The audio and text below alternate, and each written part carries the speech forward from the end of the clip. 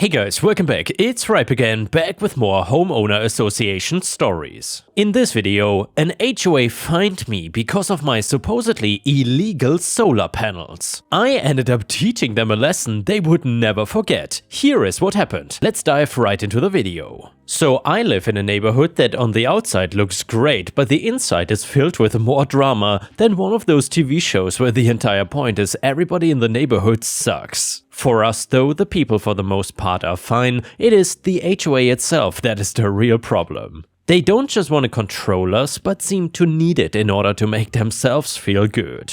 I realized that despite all the talking I do about being eco-friendly and doing things that are good for the planet, I waste a lot of energy. Not intentionally or anything, I just seem to have the kind of brain that is up in the clouds. My electric bill is especially high, since remembering to turn things off is not my strong suit. I researched solar panels and found that they are not as expensive to install as I assumed they would be. If I had those, it would be good for the environment and my wallet. Since I know my HOA is crazy, I decided to make sure that everything will be fine in order to avoid the drama down the road. I review my HOA's covenants, conditions and restrictions, CC&Rs. There's nothing in them about not being allowed to have solar panels, so I am all good to go. My overly paranoid brain decides to just be extra careful about the whole thing though. So then I mailed a certified letter to the HOA about things that I plan to do, asking them to get back to me within 14 days if there's any problem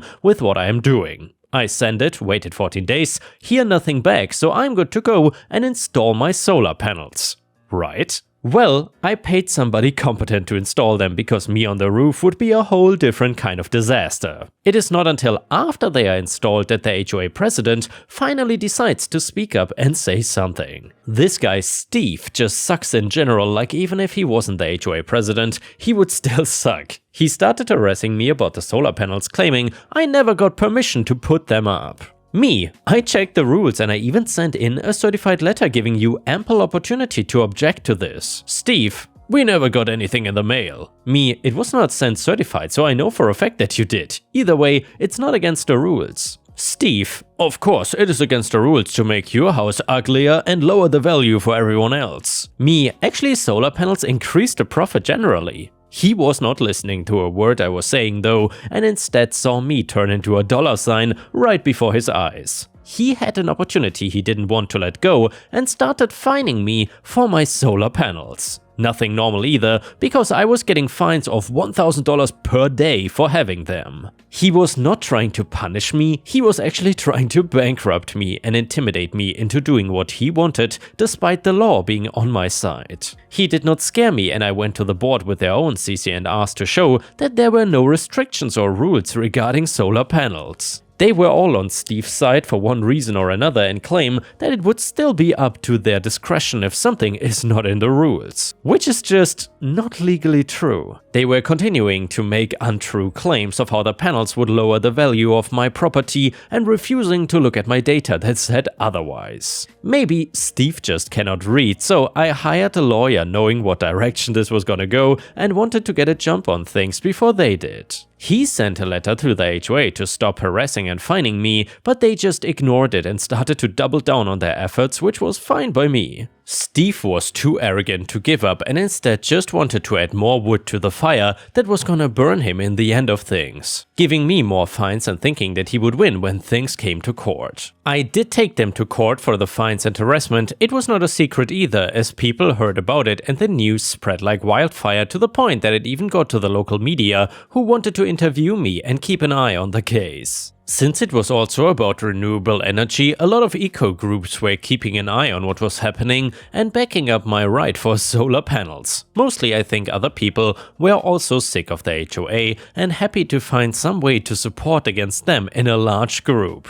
I had written testimony from neighbors saying that they did not mind the solar panels since I knew the HOA's only defense was going to be that nobody wanted me to have them, when really it was just Steve that seemed to have a problem with them. The judge listened to both sides and agreed with me that there was no reason the HOA should be allowed to block me from having my solar panels. Even if it was a rule, the state would supersede it with its own green laws in effect. Steve was beyond angry about the ruling and still felt like I should have to pay the fines up to the point of the court date, but was then told that all the fines he gave me were invalid and I did not owe them anything. He was also told to stop harassing me, which meant that Steve was not meant to come near me or speak to me again, or I could probably get him arrested. The HOA was also going to need to pay my legal fees as well as emotional and punitive damages, giving me a nice-sized check at the end of the court case, which I could see just made him even more red in the face. Due to everybody hating him, he was all but pushed out of the HOA for wasting money and overall just being disliked by most people.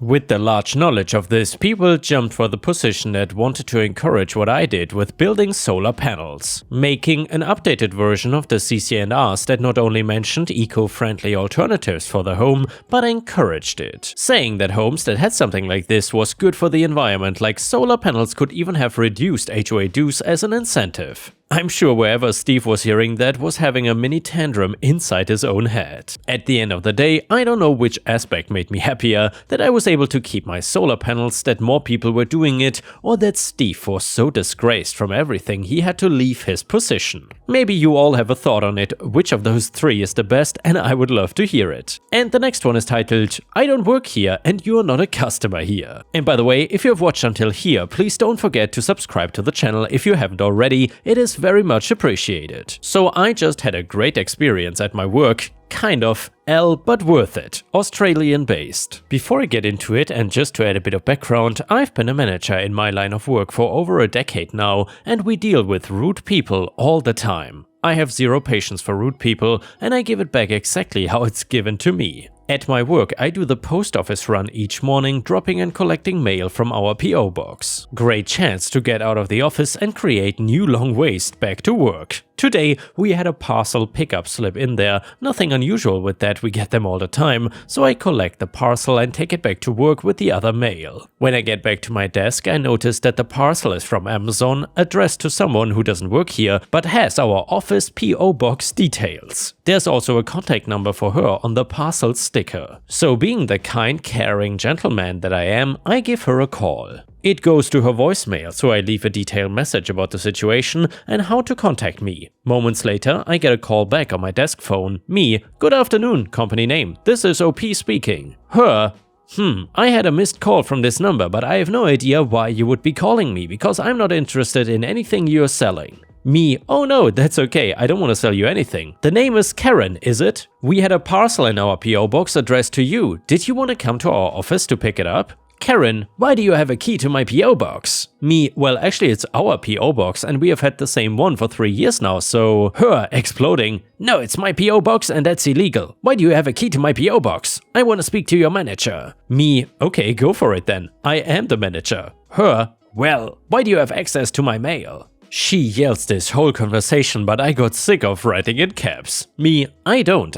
have access to my mailbox. I go every day and I've never seen your mail in my box before. So please explain to me why you think you have access to mine. You do realize that I am from this company, right? Her, in a moment of unexpected clarity from her, well, my PO box is, explains full address, which is almost our address as we have 2 post offices nearby, but hers needs the suburb name and then east added to it. Quite easy. Me, oh, I understand now, sorry. Well, yeah, it looks like Amazon or Australia Post has not added the detail to the labeled sticker, so it just comes to the main post office. Whoops, trying to calm her a bit. Her, well, when I made the order, I put my details in as I always do. That's how I have them saved on my Amazon profile too. So why did it get sent to you? Me, getting sick of going back and forth with something I have absolutely no time to deal with. How would I know, mate? I don't work for Amazon or the post office. I literally picked up our PO box mail and your parcel was with it. I didn't have to call, but I did. I have nothing to do with your mail or your order details, as I've said multiple times now. I'm from company name. Her, well, this needs to be escalated and you will need to drop that parcel at my house ASAP because it's urgent. Me, at this point, I thought my nose started bleeding from inner rage. What the hell? What's not being understood here? Her, well then take my parcel back to the post office and tell them about the error. Me, I have absolutely no authority to take a parcel back and have them amend the address. Nope, not gonna happen. You need to come and get it from me, or I can take it back and they will return it to Amazon. I probably could have done more, but really, F her. Her, this is urgent medicine I need. Me, you buy urgent medicine from Amazon and they mark it as beauty products on the customs declaration? A bit odd, isn't it? Her, that's none of your business. Me, yeah, exactly, none of this should be my business. Now just come and get your parcel and stop blowing up at me. Her, completely unacceptable behavior. I wanna lodge a complaint. Me, you're not a customer of ours. You have no grounds to complain. I'm trying to help you here. Her, where's your office? I will come right now and you better have some answers for me. Me, beautiful. Our address is XYZ. Cannot wait to catch up. See you then. She hangs up. I imagine she has slammed down her phone and absolutely obliterated it because of how angry she was. Her hands shaking from rage, she cleans the froth from the sides of her mouth. Then grabs her handbag and makes sure she is carrying her Karen ID and heads to her new 4-wheel drive vehicle that she uses for only city travel. Myself and the other office staff share a great laugh over it. We are currently pacing the room waiting for her to get here. Everyone wants to witness this pure stupidity firsthand. And well, that call was now 3 hours ago, but she is still not here. I will keep you all updated in the comments. Update: still no Karen. We have now held 2 separate staff meetings to discuss what should be done to the package. These were some of the most productive meetings we've ever had, and I feel everyone has become closer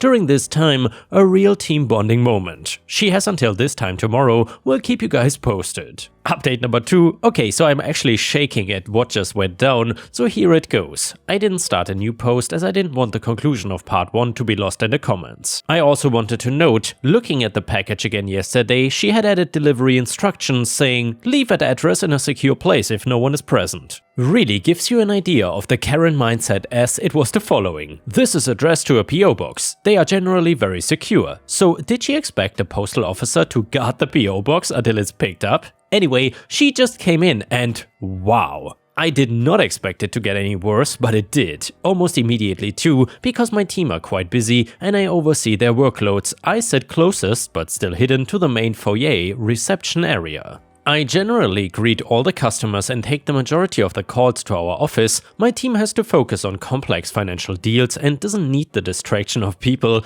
asking general questions who just walked in without an appointment. We keep an old school desk bell on the reception counter where no one sits, with a sign next to it asking to ring for assistance. Come 9:30 AM-ish and I think I hear the bell. As you are all probably aware, normally when you ring a bell you hit the top and instantly move your hand back to allow the vibration to create the noise required to get someone's attention. What I heard was the initial ding of the bell, but none of that vibration and loudness. There was an angry, powerful, yet to be removed hand resting on the bell. The hair on my neck stood up. She is here. I immediately lean back on my chair, which gives me an ample view of the reception area, and I see a short woman in her 60s with glasses and surprisingly not a typical Karen haircut, already staring me down. I jump up and run out. Me, hello, how are you? Her, without hesitation, you have my package?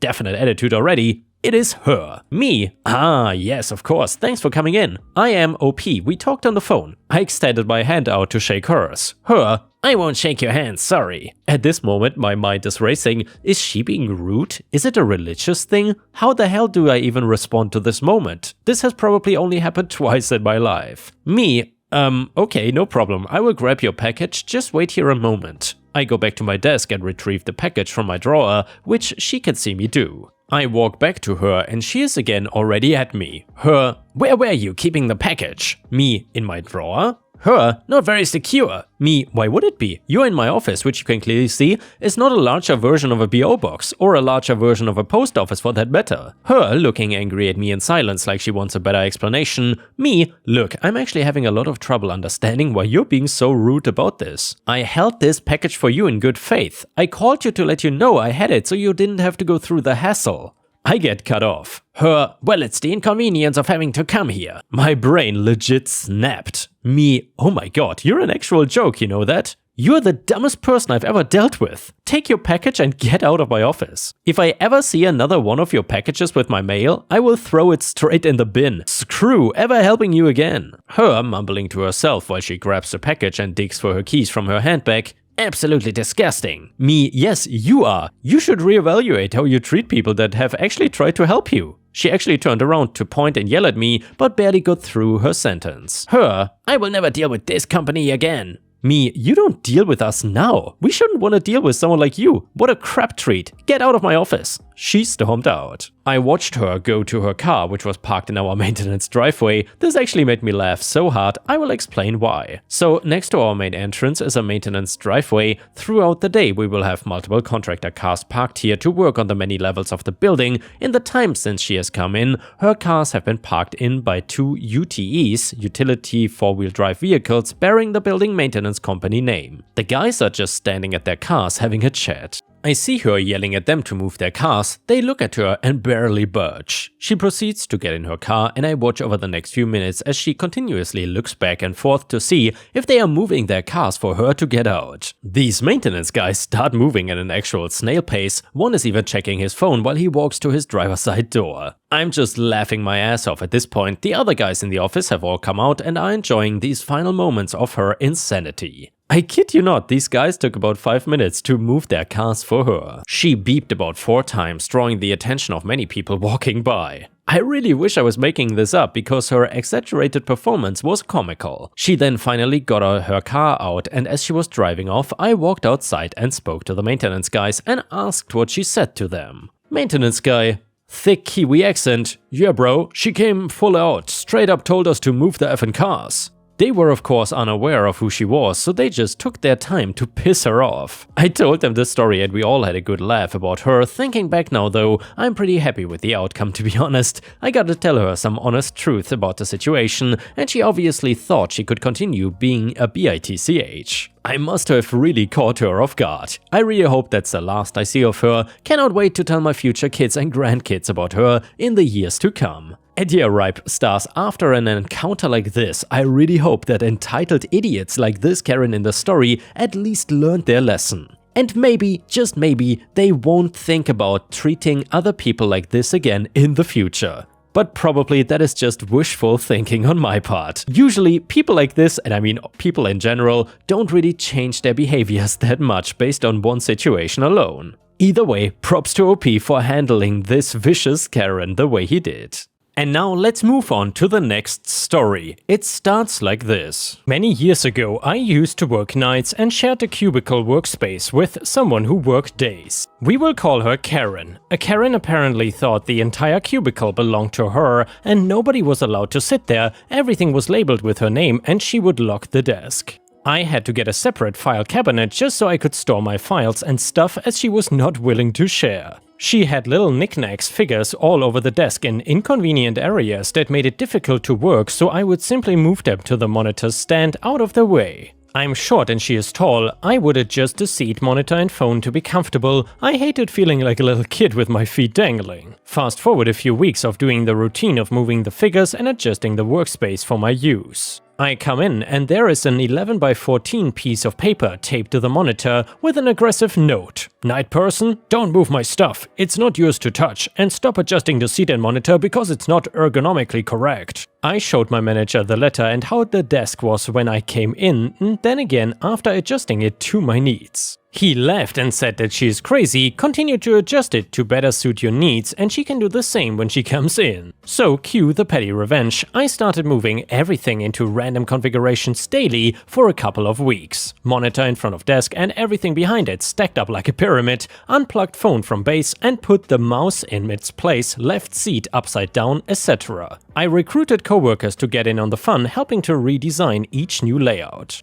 It reminded me of what Jim used to do to the Dwight in The Office. We didn't go as far as putting her stapler in jello though. My friend worked days 2 cubicles over, conveniently next to the manager's office, and said Karen would stomp past her every day to complain to the manager about the night person who was destroying her stuff and making it difficult to work. She also conveniently left out the fact that she had left a note starting this whole petty revenge. After about a week of her complaining, the manager asked if anything was missing or broken, and she said well no, but tired of her BS, they cut her off and said to simply readjust to her needs and only come to them if anything was vandalized. It was fun to hear from my friend how hot and bothered she was not knowing what she would find each morning. I never saw another note from her, but about a year later she was voluntold to move to nights. She was telling a few of us about the situation, of course, playing the victim, and asked if we had any idea who it could have been. The cubicle was empty because I had promoted and no longer sat at her desk by this time.